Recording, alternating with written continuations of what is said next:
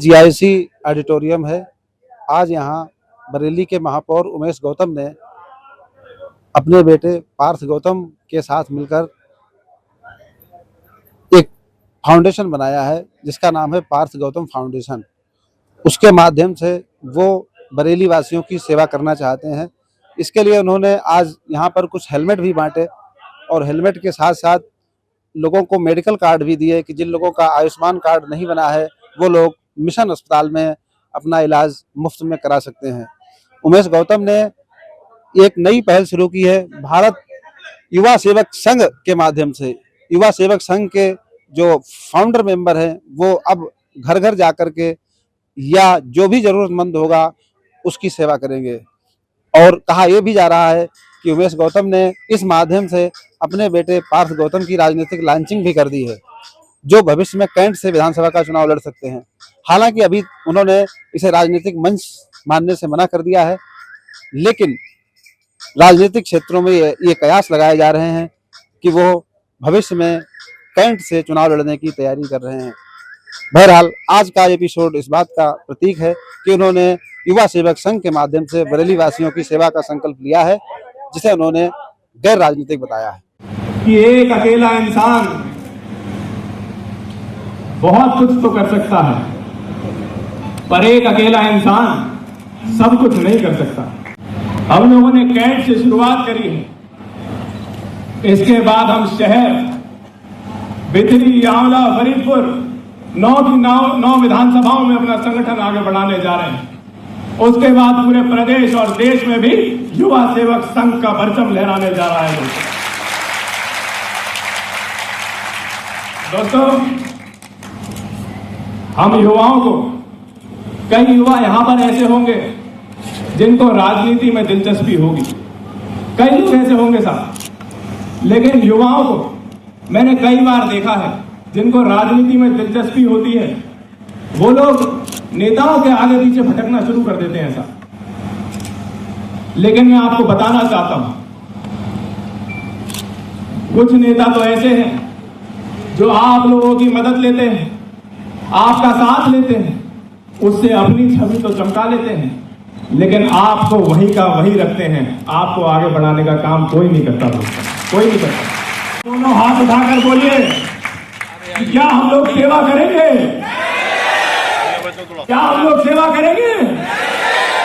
दोस्तों, मैं आप सब लोगों का बहुत आभार व्यक्त करता हूं। हम लोगों के पास तो कंबल होते हैं, लोगों के पास हीटर भी होते हैं, लेकिन इतनी सर्दी में उन लोगों को बरेली में कोई पूछने वाला नहीं था जिनके पास ना कंबल है ना छत है। ऐसे लोगों को, और मैं नंबर भी बता दूं, आदरणीय महापौर जी के आशीर्वाद से ऐसे 15,000 से अधिक लोगों को, ऐसे 15,000 से अधिक परिवारों को कंबल देने का काम किसी ने करा है तो पार्थ गौतम फाउंडेशन ने करा है। दोस्तों, ये सेवा यही रुकी नहीं और लगा।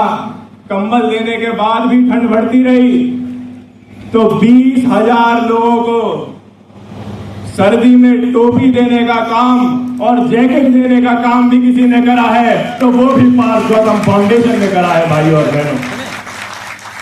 उसके उपरांत होली पर ऐसे कई घर थे जिन्होंने शायद कई सालों से होली पर गुजिया नहीं खाई थी। हम लोग तो सोचते हैं, हम लोग एक दूसरे के घर जाते हैं और गुजिया खाते हैं, उनके बारे में बरेली में कोई क्यों नहीं सोच रहा था जिनके घरों में गुजिया कई सालों से बनी नहीं थी?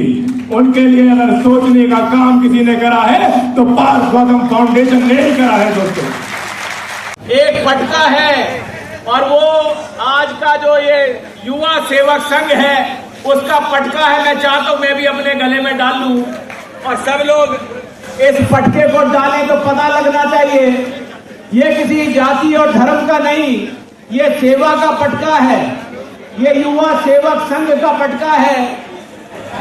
और आपने देखा होगा इसका जो एम्बलम है यानी कि मोनोग्राम, इसमें 2 हाथ पकड़ते हुए आपको दिखाई दे रहे हैं। 2 हाथ दिख रहे हैं, यानी एक हाथ दूसरे हाथ को पकड़ रहा है। तो ये मेरा और पार्थ का ही हाथ नहीं है, इसका मतलब ये है कि अगर कहीं भी कोई कमजोर व्यक्ति खड़ा है तो उसके हाथ को पकड़कर हमें उसे ऊपर उठाना है दोस्तों। वो अभी आप सिर्फ देख लीजिए, बाद में जब मौका लगे तो पहन लीजिएगा, अभी नहीं। इसमें एक टी शर्ट है, यानी कि ये पता लगेगा कि ये युवा सेवक संघ का सेवक है जो कार्य करने अपने क्षेत्र में निकलेगा। जब कभी भी आप व्यापार करते हैं, आप पढ़ते हैं, आप नौकरी करते हैं, मैं ये नहीं कहूंगा कि 24 घंटे आपको सेवा करनी है, लेकिन अगर 5 मिनट 10 मिनट भी आप निकालेंगे तो मैं आभारी रहूंगा कि 5-10 मिनट भी अपने क्षेत्र में आप घूम के ये बताएंगे कि कहां सेवाओं की जरूरत है, तो निश्चित रूप से वहां सेवा हम आपकी करेंगे। दोस्तों, इसमें एक मेडिकल कार्ड पड़े हैं, इस तरह के एक मेडिकल कार्ड है। मेडिकल कार्ड है, लगभग 4 कार्ड हर बॉक्स में है। आप देख रहे होंगे, इस पर लिखा है मिशन अस्पताल। 4 से 5 कार्ड होंगे, 5 कार्ड हैं, आपको सभी को दिए जा रहे हैं।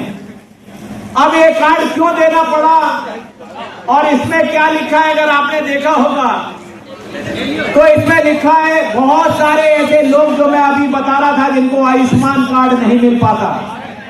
मेरे पास बहुत सारे लोग ऐसे आते हैं कि भाई साहब ये हॉस्पिटल में मरीज भर्ती है, 1 लाख का बिल हो गया है, भाई साहब पैसे नहीं है, पूरी ताकत लगा दी, 20,000 रुपए हैं, मरीज को छोड़ा नहीं जा रहा है।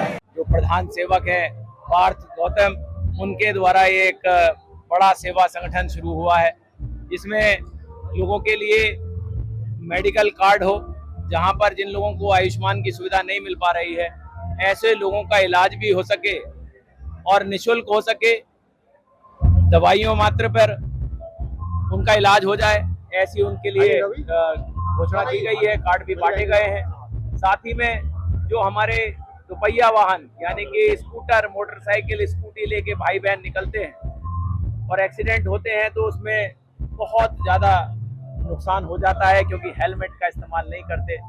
इसलिए आज उस हेलमेट की भी यहाँ पे शुरुआत की गई है कि वो हेलमेट भी लोगों तक पहुँचाया जाए और ऐसे लोग जो उनके क्षेत्र में हों, जहाँ किसी को राशन की दिक्कत आ रही हो, जहाँ किसी के बच्चे को स्कूल में पढ़ने की दिक्कत आ रही हो, तो ऐसे लोगों को भी मिलकर हम उनके उत्थान के लिए काम करें, उन बच्चों को पढ़ने के लिए भेजें। जो बच्चे पढ़ना किसी भी वजह से नहीं पढ़ पा रहे हैं उनको पढ़ने के लिए भेजें।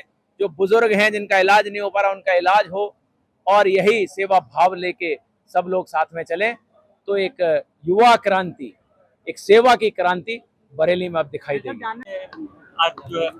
देखिए, किस तरीके की सेवा करेंगे अब वो बताने की जरूरत नहीं है।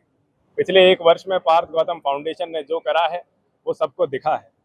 अब आने वाले समय में नई नई चीजें करेंगे। आज हम लोगों ने कैंट विधानसभा के कार्यक्रम में सभी को हेलमेट वितरण करे हैं, ताकि हेलमेट ऐसी चीज है जो इंसान खुद तो पहनेगा ही, और अगर खुद गाड़ी में है, बाइक में कम चलते हैं तो किसी को दे देगा। तो ऐसे हेलमेट अब हम लोग लगातार बांटने का काम करने जा रहे हैं। हर वार्ड में कोशिश करेंगे, हर बूथ पर हम लोग हेलमेट बांटें, और आगे आने वाले समय में अगर अभी मैं बता दूंगा तो थोड़ी गड़बड़ हो जाएगी, लेकिन हमारे प्लान बहुत बड़े हैं।